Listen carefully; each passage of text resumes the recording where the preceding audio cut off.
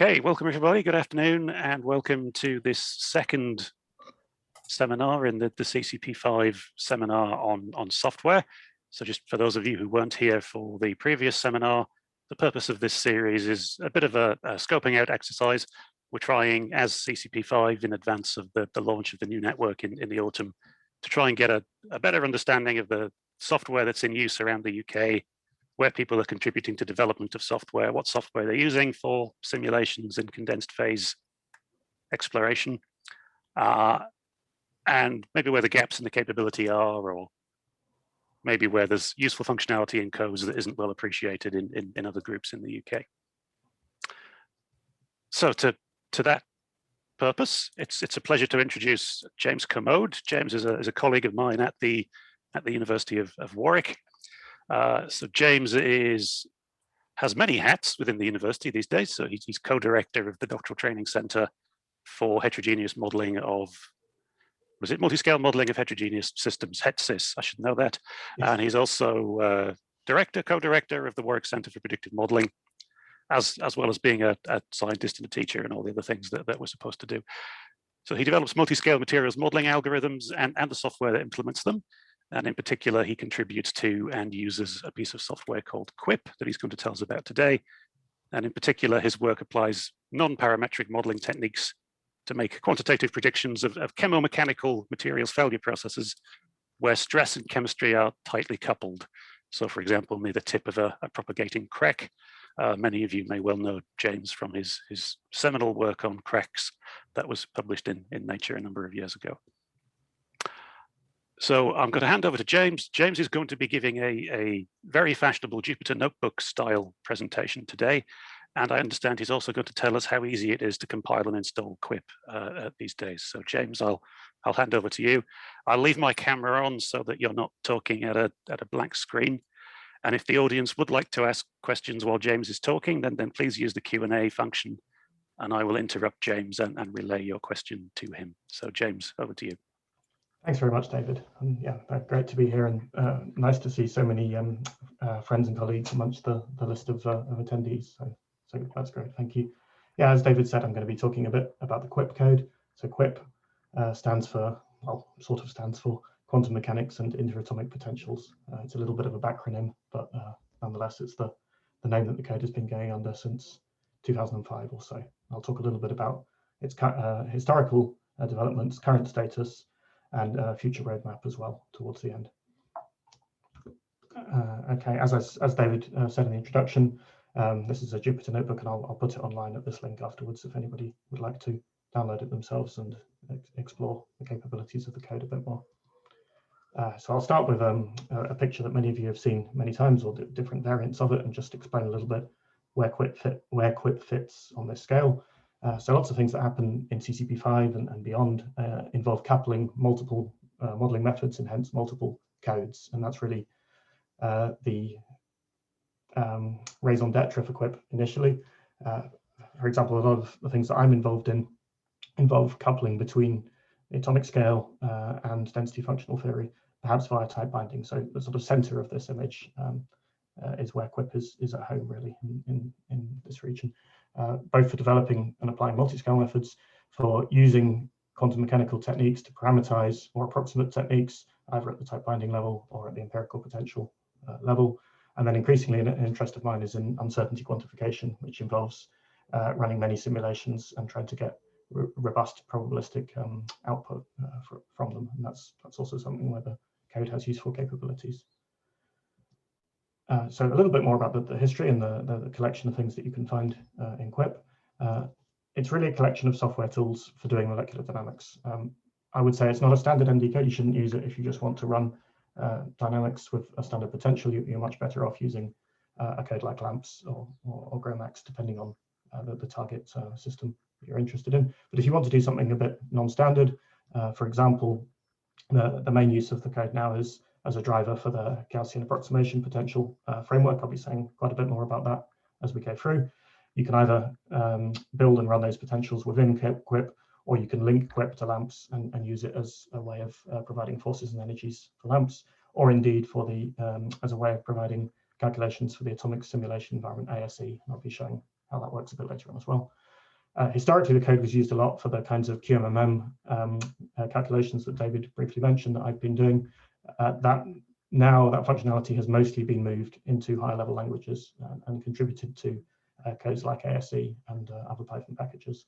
So the primary focus is really as a driver for Gaussian approximation potential now. That's the thing that really needs to be written in a lower level language like Fortran, and is the main use of the code now.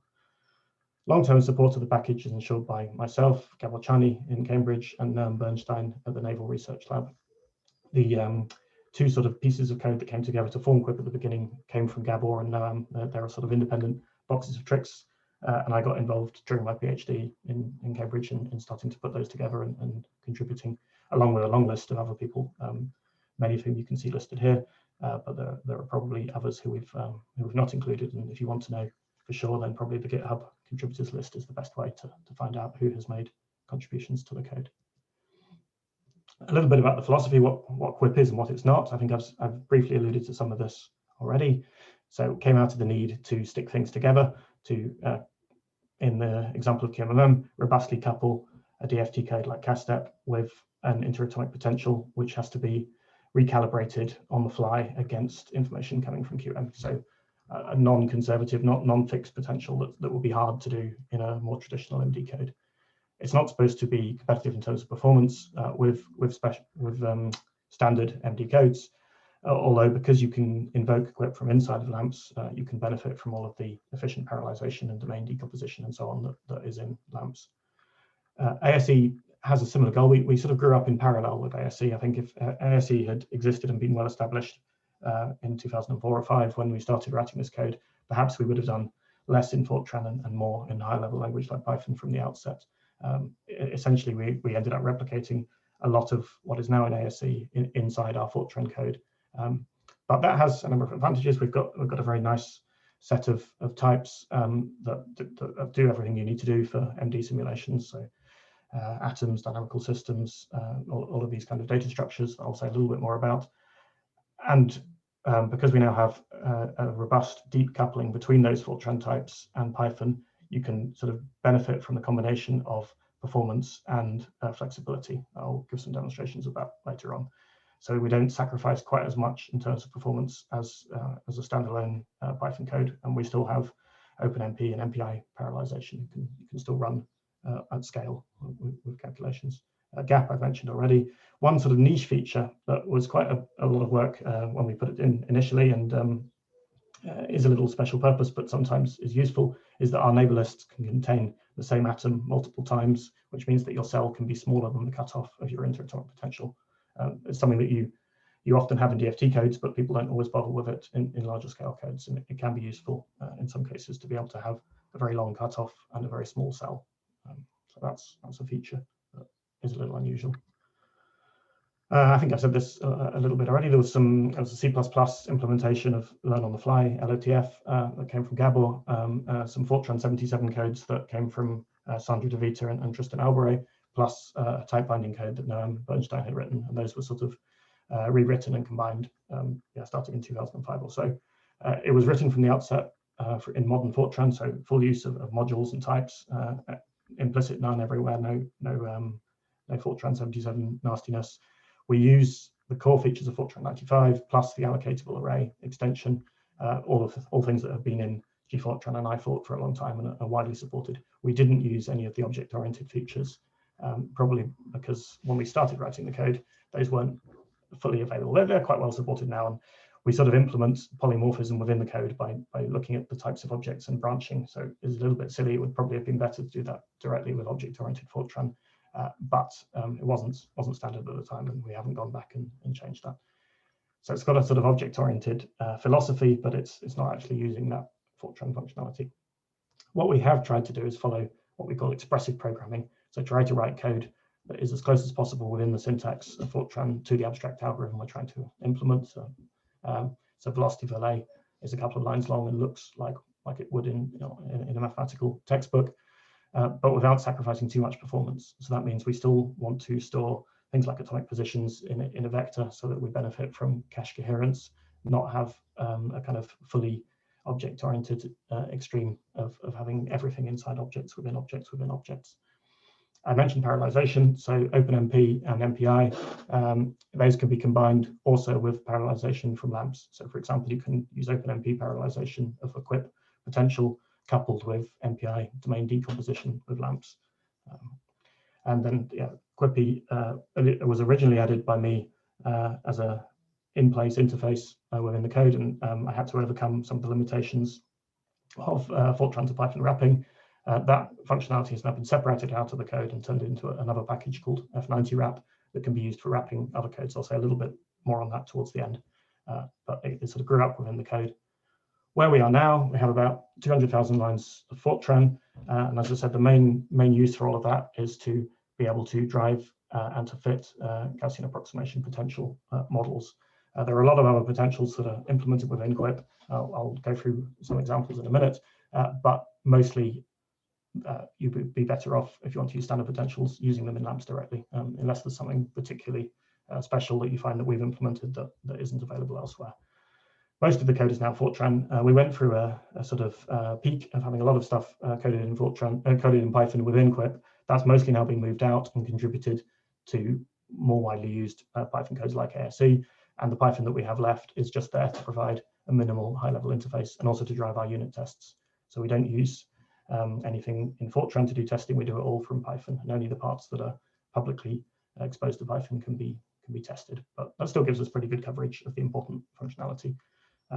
I just recently switched over. Our continuous integration testing, probably like lots of people, was burnt by Travis CI going non-free and getting really expensive almost overnight. I burnt through my open source credits in about 20 minutes and had to find another solution. So we use GitHub Actions, and that's working quite well. It also builds the online documentation for the code, which you can have a look at. I think I've covered that last point already. So some things that grew up in Quip, like our preconditioned optimizers, have been separated out, re-implemented in Python in a way that is code independent or more code independent, so they can be used with DFT codes or with interatomic potentials. Other things have been rewritten and contributed to my MAT-SciPy package that I'll mention briefly later on, material science in Python, which is more for structure generation and post-processing analysis, things that are a bit too special purpose for ASE. Most of Quip is GPL2. The code that was written by Noam, since he's employed by the US government, is public domain. So some of it is public domain. GAP itself has a different license. It has a non-commercial academic software license, but it is freely usable with Quip if you're non-commercial. And if you clone Quip, that's actually a mistake here. You have to clone recursively. If you clone Quip, you also get a lot of other things included, and GAP is now included by default and turned on by default. So if you follow this build guide and nothing goes too wrong, and you have Laypack and BLAS around, you should be able to get up and running quite quickly. But as David trailed earlier on, motivated by giving this talk, oh, where's my binary slide gone? I guess it's coming up. No, where's it gone?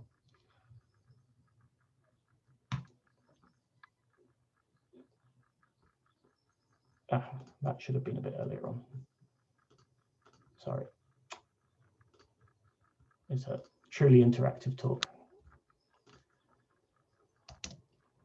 Motivated by giving this talk, I spent a bit of time and effort getting Quip to work with pip. So you should now be able to pip install Quippy. Somebody else had already got the name Quippy, so you have to say Quippy ASE. And the wheels that I've produced should work on most modern Linux and macOS machines, providing they're Intel based and 64-bit. So have a go and report problems. We hope that will make installation of the code a bit more straightforward, because we've been getting a lot of support requests about compiling and linking it. Before that, our main kind of fallback position was to provide a Docker image, but that isn't suitable for all workflows. So it's nice to be able to install just the one package that you need. If you do pip install Quippy, you get the Quip command line tool and the gapfit command line program as a bonus, and they should work and be relocatable. So open issues in this repository here if you try it out and you have problems. The Docker is a good solution as well. It comes kind of with batteries included, so you get LAMMPS as well, pre-compiled to work with Quip. But it's not suitable often for an HPC environment. You can now import Docker images directly in Singularity, so that may work for you depending on your local setup. But probably the preferred route now would be the pip installation for most people. So this is the sort of long list of potentials that are implemented in Quip. Many of them, as I said, are probably best used in other codes, really, unless you have a particular reason or need them. I'd draw attention maybe to the gap that's been mentioned, to our general interface to OpenKim. So that's a nice way of bringing in other potentials if you need to couple them in a QMMM setting, for example, and perhaps also to some potentials which aren't necessarily available elsewhere, like a short-range version of the polarizable Tangney-Scandilow model for oxides, for silica, titania, magnesia, etc., because that can be quite a lot more efficient than the eval summation-based approaches. So I cut the electrostatics off at a nanometer or so, and that seems to work pretty well. You have to reparameterize the potential, but you can get something that's pretty much as accurate because the dipoles are determined locally in response to the electric field. So there's a self-consistency loop. So that's a sort of example of something that's a little bit non-standard. Could be done in LAMMPS, but I don't think it has been.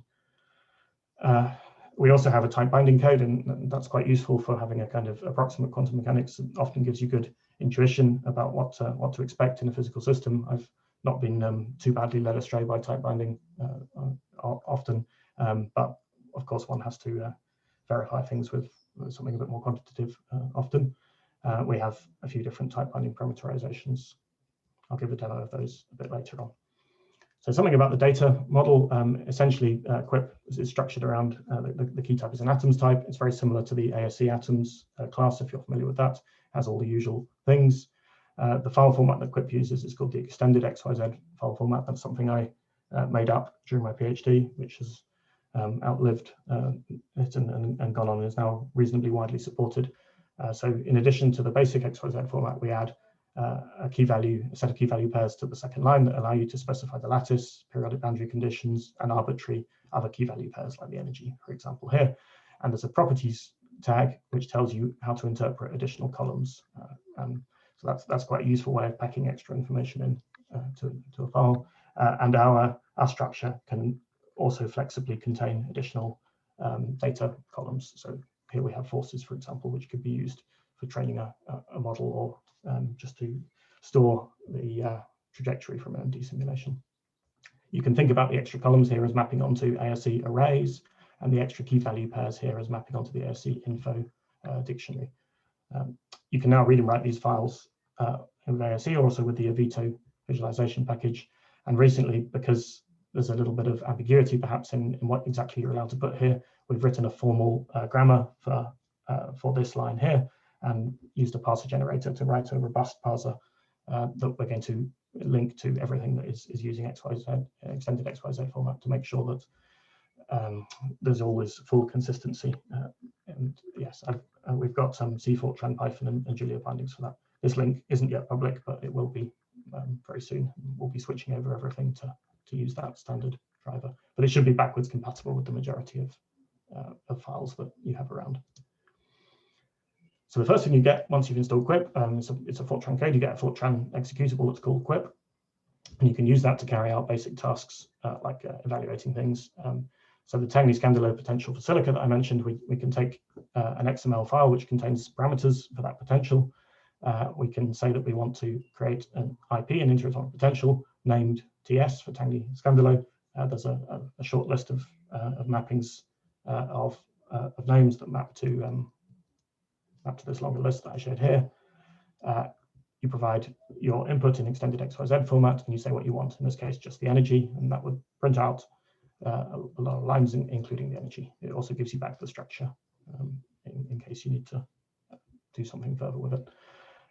You can either specify exactly which potential you need, or you can use a slightly more generic approach, which is to say that I want the potential that's called something, in this case TS potential. This is a recommended form when using Quip or Quippy, because it can cope with potentials which are themselves a combination of other potentials in some way. So often if you fit a gap model, it includes, for example, a two-body term and then a many-body term. If you just use this form, this is probably one of the most frequent sources of issues we get opened on the GitHub. You would be missing the core correction probably. If you just put IP gap here, you don't have the other part of the potential. Whereas if you specify it by a name, which is sort of an outer stanza in the XML, you get all of the contributions. So that's important to know. There is a built-in MD code that's called MD. We wouldn't particularly recommend using it unless you have a special purpose. It has some unusual thermostats, which I'm not sure are available elsewhere. So they date from the need to think very carefully about thermostats when you're doing QMMM, and you need to keep track of material moving backwards and forwards across a QMMM boundary. In particular, if you're doing a solvent-based solution, solvent-based model, you need to think about water potentially having a different diffusivity in the quantum region and in the classical region. So we needed to introduce some pretty fancy thermostats to deal with that. And I'm not sure that those are available elsewhere. General usage. So if we want to use LAMMPS, you do something like this. This is just showing that you can get the publicly available parameterization that we did for the silicon gap from this website, so from the Cambridge data repository. If you unpack that zip file, amongst other things, you get an XML file which contains the parameterization. If you've compiled LAMMPS with the user Quip package which ships directly with LAMMPS now, you just have to turn it on and provide a path to your Quip library. Then you can just put the XML file in there and say what the name of the XML potential of the XML stanza that describes your potential is, and then off you go. You have to say that it describes particular elements. So that could be just a single element, in this case 14 for silicon, or a number of different atomic numbers if necessary. You have to use metal units if you're using Quip. That's important because Quip uses electron volts angstrom femtosecond unit system, and things will go wrong if you mix different LAMMPS units. I won't run this now because it takes a little time, but the script is included in the website version if somebody wants an example that should work out of the box. Move on to a few examples using Python now. So I don't really need to sell the virtues of Python as a sort of glue for sticking together different codes, and I think that's sort of fairly well established in this community now, and it's sort of grown up around the underlying scientific Python ecosystem of NumPy, SciPy, the plotting libraries, and Jupyter notebooks like this one. Anaconda has helped a lot with distribution. I'm just going to shut the window because somebody's cutting the grass outside. All forms of interactivity in today's seminar. And in particular, a library that has gained a lot of traction is the atomic simulation environment. And it has support for a large number of codes. So you can write a script once and potentially use it across many of these codes, including both DFT codes, approximate quantum mechanical codes like Dftb, time binding, and also lots of interatomic potential based codes like LAMMPS. And reasonably efficiently, depending on exactly which model you're using, you can often continue calculations effectively from one time step to another without having to run a whole new calculation. So as I said, we've been taking high-level functionality out of Quip and trying to contribute to ASE. It's certainly got some very wide usage now, and I think it's a force for good overall in the community, and would encourage people to kind of standardize on it where possible, rather than building new versions. I think it's good to try and build things that make use of the ASE ecosystem. They don't necessarily need to be in ASE, but if they can exchange information to and from it, that helps a lot. So let's do a quick demo. We're going to try and do some slightly non-standard things with a gap model. So one of the advantages of Gaussian approximation potentials is that they come with predictive variance, so a way of trying to quantify. I'll just start running this because it takes a few seconds to run, to try to quantify the error in the predictions that you're making. At the moment, we can only do that locally, so we can make predictions of the expected error on individual atoms. There's a lot of work underway to try and propagate that through to errors in quantitative interests. I won't say anything about that today. So how do we do it in practice? We build our atoms using ASE. We do all of the optimization, etc. with ASE. This is the preconditioned optimizer that I mentioned that I've contributed to ASE, which can help a lot with relaxing things robustly and quickly. Actually, this is a variable cell optimizer that came out of mathematical ideas from Christoph Ortner, and again, massively outperforms what was available previously. So essentially, we do the optimization for the cell in a transformed space. So we don't work directly with the cell coordinates. We worked with an exponential of the cell coordinates, and that gives us a much smoother optimization. But that's just a side remark. So we build a cell, we read our potential, and you can see that this syntax is very similar to how we used it on the command line. We give the XML label, etc. And then I just set the calculator for my structure to be my gap potential. And I do, first of all, I'm just going to optimize the unit cell. I go down until the forces and stresses are very small, and I take out the lattice constant, the cubic lattice constant, and I store the energy per atom as well, because I'm going to need that later. Now I'm going to make a bigger cell. So using all the convenient Python structure manipulation stuff that is in ASE, I can again evaluate it with my Gaussian approximation potential. I'm going to do something a bit more complicated. I'm going to make a vacancy, and just for ease of visualization, I'm going to put the vacancy in the middle of my box. So I find the cell divided by 2, find the atom which is closest to that, store its position just for convenience later on, shake the atoms around a bit to make things a little bit more interesting, compute their local energies. So that is calling into Fortran, calling Quip, and then I have, when I constructed my potential, I'll just go back one slide, I passed an extra argument here to tell it whenever I do a calculation, also predict the variance as well, please. So if I look in the extra results, I find that I've got variances as well. I'm just going to put them in MeV, milli electron volts per atom for plotting purposes. And if we do that, let's just make that a bit bigger. So I've just hacked together a rather crude plot just showing the atom positions and the bonds, because I couldn't get it to work with NGL view. I couldn't find a way of getting NGL view to color the atoms how I wanted. So I just made my own quick visualization thing. I'm sure there's a neater way to do this. The scientific point I'm trying to make here is that I've colored the atoms by the predicted error. The vacancy was here. The cross shows you the missing atom, and the nearest neighbors of the vacancy have higher predicted errors than the bulk of the material. So we understand the bulk quite well. Even though this particular gap was trained on vacancies, it's still less confident on them than it is on the bulk. We can have a look at how, for example, the local energies that we evaluated by calling the code correlate with the predicted error. And unsurprisingly, the larger the energy, the less accurate we expect it to be, just because those configurations are less well covered by the training database. Okay, so that's the main thing you would probably like to do with Quippy, read in potentials, evaluate them. The fitting is still done with the Fortran command line code gap fit. I'm not going to give a demonstration of that, but there's some quite useful tutorials for that on our website that you can have a look at.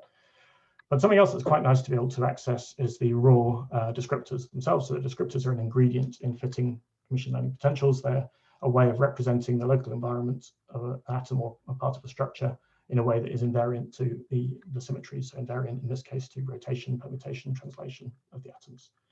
The descriptor that I'm going to use here is called SOAP. It was invented by Albert Bartok-Pate and Gabor Csanyi in 2013 or so, and is the main kind of driving force behind the modern success of the gap approach. It's a density-based description that I'm sure a lot of you are familiar with. The idea essentially is that we put a little Gaussian on every atom, add up their contributions that they make to the density, and then integrate over the space of rotations to come up with a rotationally as well as permutationally invariant description. The translational invariance is the easy bit, that kind of comes for free, but the rotation is the part you have to work hard for. Numerically, that's implemented by expanding the density in a basis of YLMs, of spherical harmonics. So we have to say what angular number we want to go up to, and then there's also an ancillary basis set of a radial basis set that we need. And here I'm going to higher precision radially than I am in the angular direction. I'm specifying a cutoff of 5 angstrom, and the Gaussian that I put on atoms is about half an angstrom wide. So my atoms are about half an angstrom big, which is sort of plausible and agrees with reality. I can take the vacancy configuration I made earlier on and use the descriptor to evaluate the fingerprint, the structural fingerprint for each atom in the structure. So this gives me back a matrix with shape, number of atoms by number of descriptor components. With this this resolution, I don't actually remember how many. I have 500 or so components in my SOAP vector. So I'll do that for my vacancy. I'll also do it for a completely different structure. I'll just make a piece of FCC, shake it a bit, and then I'll stack the two together. And we're going to do, we'll first make a kernel matrix. So if we've got a matrix containing all of the SOAP vectors, we transpose it, stick the two together. That will add up over the SOAP vector component and just give us a number of atoms by number of atoms matrix. From that, we can see all the vacancy configurations are quite similar to each other. All of the FCC configurations are quite similar to each other, but they're very different from each other. So we've got two very different kinds of environment here. I've also raised it to a power of 2 just to make it a bit more sharply peaked. So that corresponds to this kernel, which is one that is widely used, a polynomial kernel. That's typically what's used for fitting gap models. You can play a bit with this exponent and make it a bit larger to make it more sharply peaked if you wish. So what I can do with that is, for example, do a very simple PCA. So it's just 3 or 4 lines of Python code. It's just showing you how useful it is to be able to get the raw information out of the Fortran code. Of course, you could have done this by writing it to files and reading them in, but this just makes it a bit smoother and quicker and more interactive. I can just do the centering first of all. So you just do some matrix multiplications to shift my K matrix around to be centered correctly. And then PCA just corresponds to taking the first few largest eigenvalues and their associated eigenvectors. And yeah, those principal eigenvectors form my map. So if I look at that, I can see it clearly separates my diamond configurations over here from my FCC ones. So it's not a particularly difficult job to do here, but it's sort of useful to be able to do that kind of thing quickly and easily. You can see that there's a few outliers here. If we zoom in just on that diamond structured part of the space and color them again, either by their local energies or by their predicted errors, then these guys are the nearest neighbors of the vacancy. So they're the ones that look a bit different, and they lie in this low dimensional space quite a long way away from the bulk-like atoms. So that's quite useful to be able to make those kind of observations in post-processing and analysis. Okay, we'll show a little bit deeper into the code. So I mentioned that F90Wrap, the tool that I've separated out from Quip, can be used to generate a deep interface. So far, all I've shown you is calling fairly high-level functionality that could have been manually interfaced without too much pain. So the potential I could have just written a little C wrapper to connect the potential evaluation to Python, and the same thing for the descriptors, because those are 2 sort of specific things that we might like to interface. What I've done here is open up all of the internals of the type binding code so that I can get to all the matrices inside the Fortran code. I can access data from them and do things with it in real time. I could potentially change things as well and continue the Fortran code, but of course you have the freedom to mess things up if you do that. I won't actually do that. What I will do instead is I'll do a small Dftb calculation. I specify my K-point density. I'm going to use my same vacancy configuration that I had before. I know that my Dftb parameter set that I've taken here, which is the standard PBC one, has 4 electrons per atom for silicon, so it's only describing the valence electrons. And if I allocate some memory, which is 4 times 63 atoms squared, and I have to make sure it's in Fortran order so that I can pass this array through. So if you start connecting between high and low level languages, you have to be a bit careful about exactly what you're passing around, but providing you do it right, things work out nicely. I can go inside and I can ask for the type binding matrices. So if I do that, maybe I did that already, I can get back the Hamiltonian and the overlap matrix. Here I'm just getting them at the gamma point just for simplicity. I think there's some additional arguments, HZ and SZ here, that would give me the complex ones for all K points. Okay, so that's what they look like. Not necessarily that interesting, but useful if you want to build something that sits on top of type binding. For example, if you wanted to learn from these calculations or do some high throughput calculation or something like that. That could be useful. I'll just do a little demonstration of that. I can use SciPy's Hermitian eigenvalue solver to get the eigenvectors and wave functions, solve this generalized eigenvalue problem. And once I've got all the eigenvalues, if I can also poke far enough inside, so here is where you probably need to read the Fortran code to discover that this is my potential. Inside it has a wrapper, auto-generated wrapper around the Quip code. In Quip, we have a sort of hierarchy of potentials. Most things are a simple potential. That means they only have one potential inside them. They're not a sum or a mixture of different potentials. Inside the simple potential, one special case is type binding. So there's a type binding object that lives inside here. And one of the properties that the type binding object has, if you go and read the Fortran code, is the Fermi energy. So I can get the Fermi energy directly out of there, and then I could use it to make myself a plot of the density of states for this specific type binding calculation. Again, I'm not doing anything particularly clever or special that you couldn't have done with any other code. It's just nice sometimes to be able to do it all joined up. And it gives you the option of putting it into scripting frameworks or doing high throughput style things with it. This is my vacancy configuration, so maybe there is a bit of a state in the gap that goes with my vacancy. I actually used just a probability visualization thing, probability distribution visualization thing here. So I've kind of guessed what the size of the Gaussians that I smear my eigenvalues with is, and the states will look quite different if I put a different number in there. Okay, just wanted to spend a few minutes talking about integration between Quippy and the rest of the ASE ecosystem. So ASE itself has been talked about. It's sort of the fundamental package, and I think the direction that the ASE core developers, Ask Larsen in particular, are now going in is that they don't want to add too much more functionality to ASE. It's essentially feature frozen, and that new contributions should be in other packages that link into it. And one example such package that just came out very recently is called ASR, Atomic Simulation Recipes.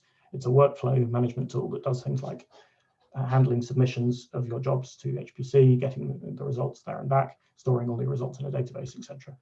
And so that, because that uses ASE atoms as a way of exchanging information, it would work with all of the Quip and Gap stuff out of the box. So that's potentially quite a useful tool to be aware of.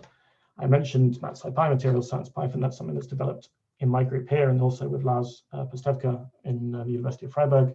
And it's kind of a place where we put things that we think are slightly useful for other people, but mainly it's a code that we develop so that we have it and so that it's available and people can find things that they need. So it does things like computing elastic constants, building dislocation structures, fiddly things that are probably too special purpose to put into ASE, but are quite useful and I think have started to get a little bit of use. And there's no specific interface between Quippy and MatSciPy. There doesn't need to be, because we use the ASE atoms as the sort of lingua franca for connecting all of these things up.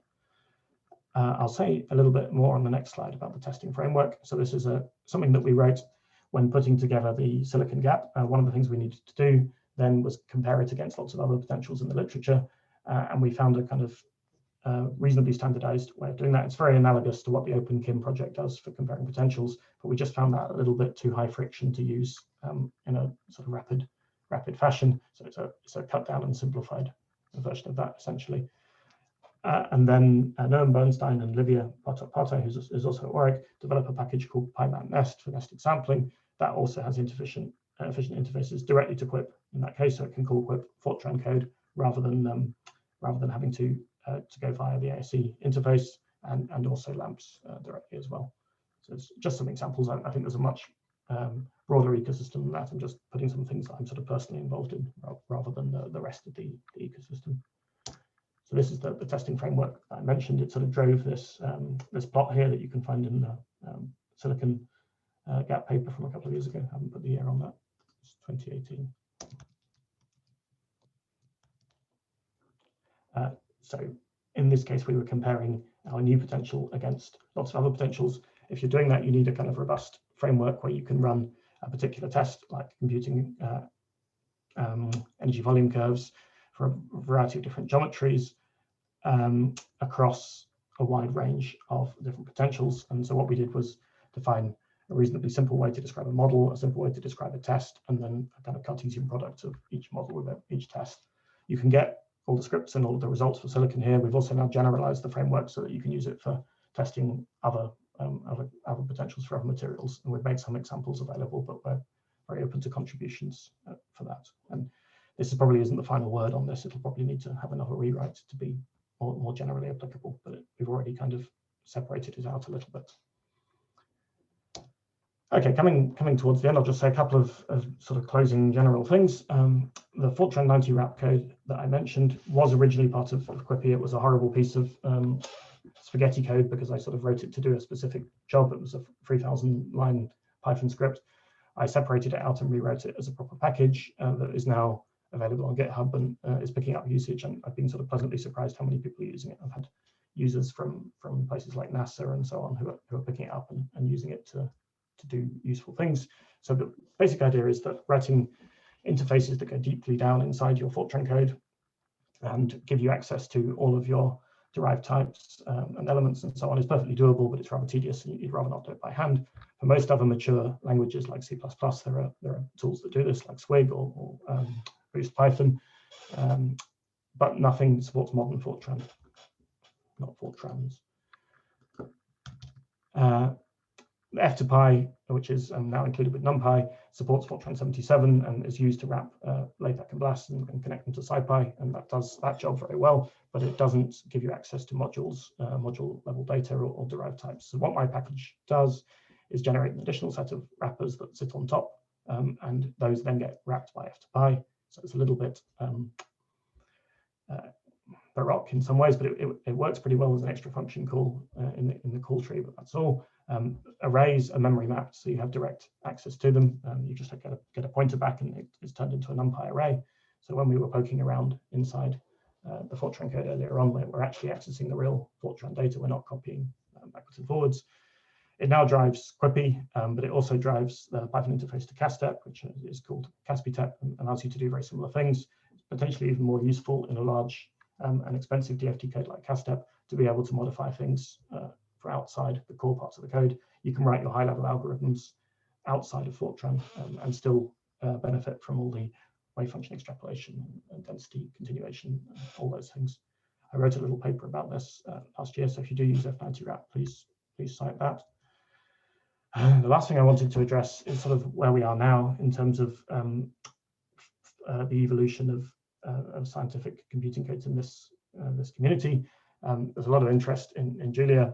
I've sort of flirted with Julia in the last few years. I kind of invested quite a bit of time and effort in it a couple of years ago and sort of bounced off a bit frustrated at the lack of kind of polish of the ecosystem. But I've gone back to it this year and I found things in a much more advanced state, much cleaner state. I think it really does have the potential to solve this two-language problem that I've been kind of dancing around in this talk of needing to do things in low-level languages like Fortran so they're efficient, but also to be sufficiently expressive to be able to explore interactively and to connect things together in novel ways.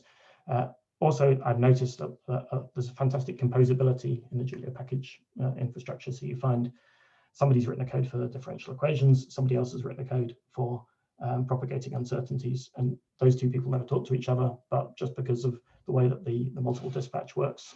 So rather than object orientation, which ties everything into classes, methods can broadcast on all of their arguments, and it really helps find ways of sticking together tools. So I think there's really a lot of potential for it. It's not something that we're going to jump to do overnight, although it's notable that a complete DFT code has been written in Julia in a couple of years, and it's already quite fully functional and not terrible on performance either. But to ease the transition, I think using a mixture of either Python or Fortran wrap Python together with Julia is not too painful. So for example, Christoph, I've spelled that wrong, it's a capital L, Julia Library for Interatomic Potentials.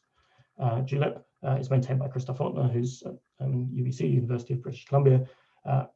I've helped him to add an interface to ASE to that, which means you can also use Quip and all those things from Julia without too much pain and get to all the stuff inside in similar ways.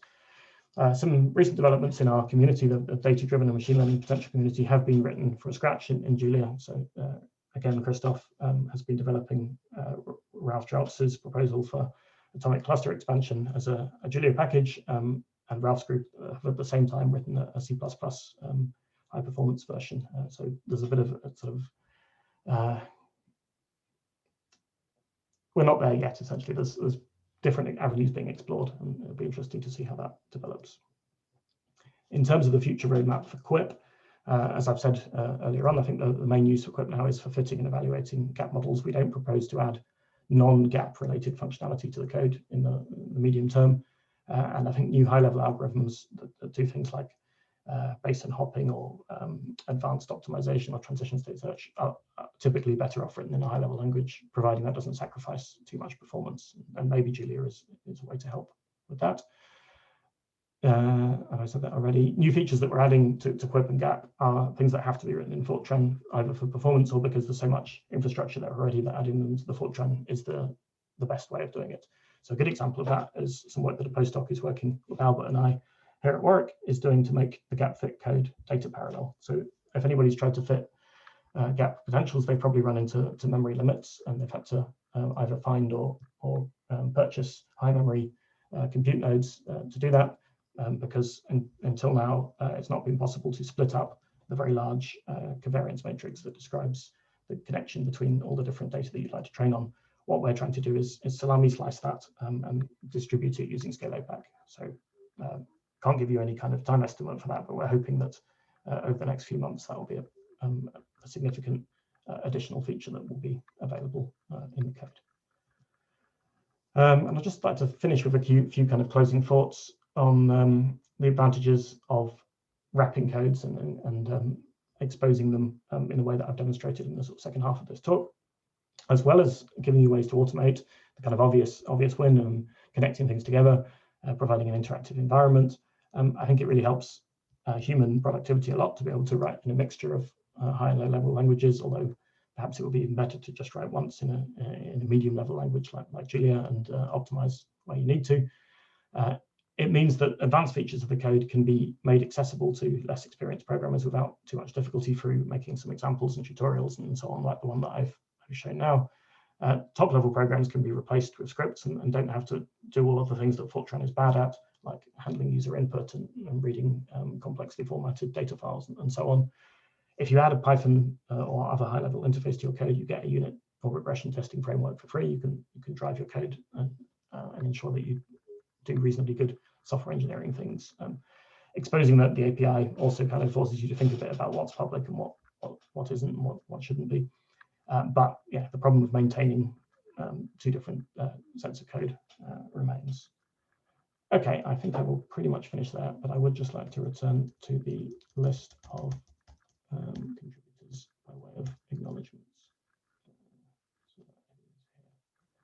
Thank you all for your attention and welcome any questions or discussion.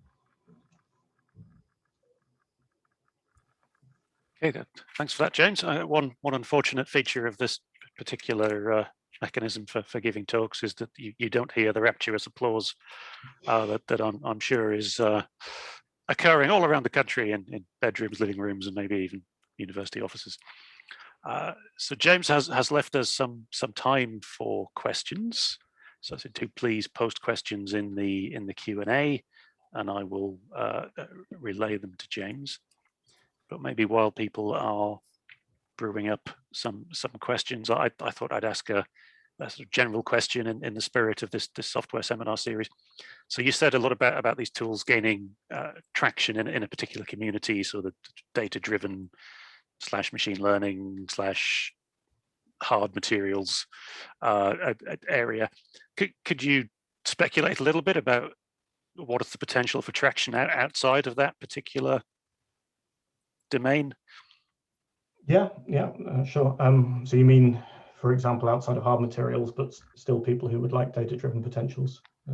Oh yeah. Why aren't the soft matter community doing things like this, for example, or why are materials chemists not a big fan of these kinds of tools? What are the differences there? Yeah. I think they're harder problems in a way. So for materials chemistry, you tend to have a very large number of chemical species, and it's been traditionally more difficult to calibrate data-driven models there. I think we're starting to get there now with multi-component alloy models and so on. So we're going in that direction.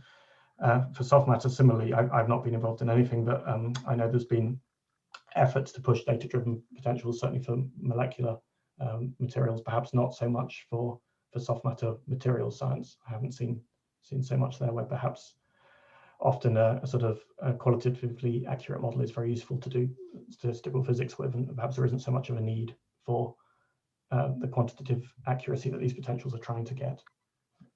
That's speculation, though. Yes, I think I'm also trying to think about linking the various bits of software that we're hearing about in this series together. So last month we heard about Plumed, and I guess in principle you could drive Plume through the ASE, so you could drive LAMMPS through the ASE and then take advantage of the Plumed interface to LAMMPS, and you could get access to some of this high-level functionality.